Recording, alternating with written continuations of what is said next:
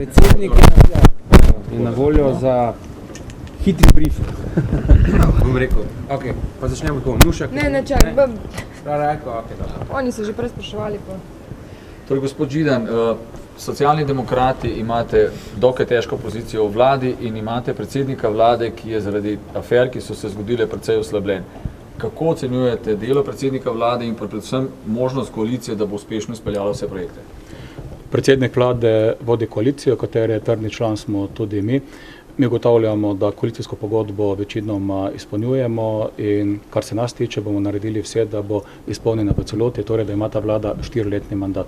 Ampak zakaj nihče v koaliciji oziroma od koalicijskih partnerjev jasno ne obsodi tega ravnanja ministrov, ki so prejemali dodatke, ki zdaj malo vračajo, pa vračajo v obrokih in v bistvu dajo vtis javnosti, da ne ravnajo pošteno in da jih je predsednik vlade zaščitil, ne da bi imel za to podlago oziroma da ravna različno v različnih primerih?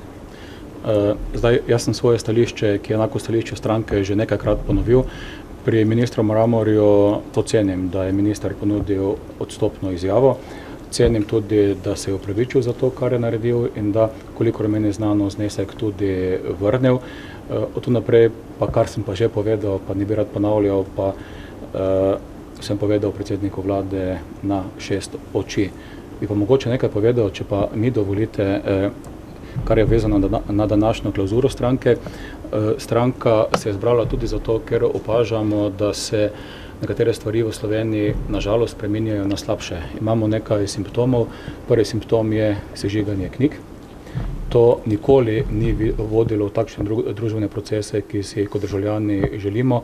Ne pozabiti, prišlo je tudi že do 2 incidentov, kjer v bistvu gre ne samo za incidente, ampak gre tudi v bistvu za žalitev veroizpovedi.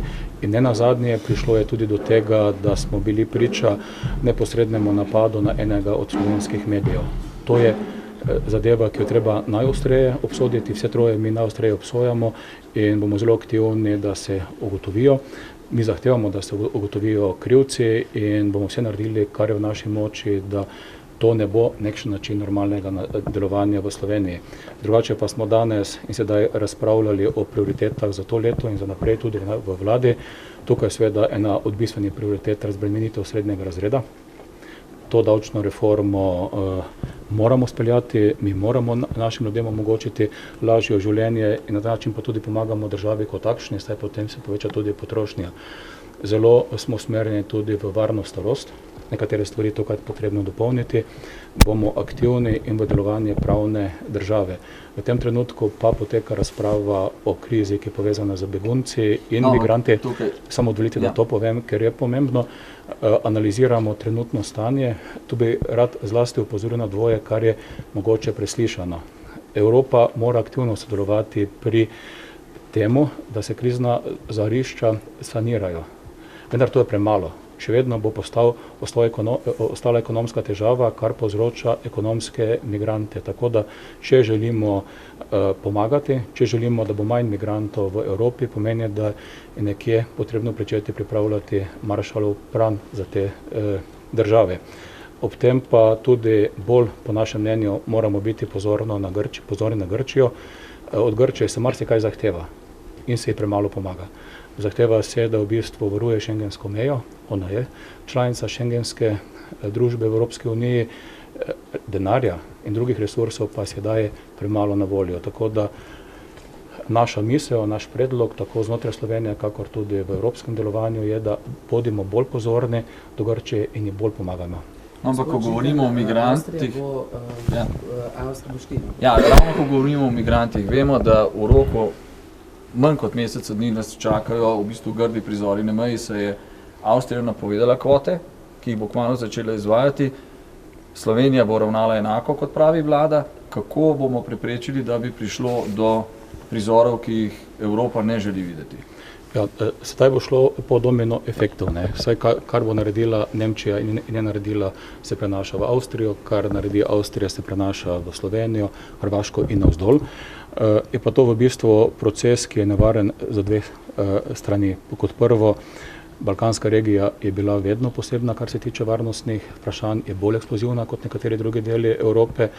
Kot drugo, pa na ta način mi enostavno gremo v razpad Schengena in gremo tudi v bistvu v smeri razpada Evropske unije. Zato je tako zelo velik poudarek, kar se socialnih demokratov tiče, na Grčiji. Grčiji je dejansko potrebno pomagati in po naši oceni bi se na ta način bistveno omil ta tok beguncev in migrantov. Torej, namik, da pomoč Turčiji po vašem napačna? Ne, pomoč Turčiji je dober projekt, vendar je potrebno imeti pripravljen plan B. Ni nobenega zagotovila, da bo projekt Turčije uspel. Mi smo doslej bili nekakšno prevozno podjetje slovenske južne meje na slovensko severno mejo. Zdaj se bo to končalo in bomo na naši južni meji zanesljivo dobili množico migrantov, ki bodo vseeno želeli nadaljevati pot. O tem govorimo in o tem, kako je Slovenija na to pripravljena, glede na to, da je bilo kar nekaj pomislekov glede ograje. Ograja čez nekaj tednov ne bo dovolj. Spominjate se, kakšno so bile vprašanja tudi pred meseci, a je Slovenija sploh pripravljena, in skozi Slovenijo je šlo več kot 400 000 ljudi na način, ki je bil do ljudi human, hkrati pa večina državljanov tega zelo težkega procesa sploh ne opazila. Tako da jaz tudi za naprej ne bi dvomil.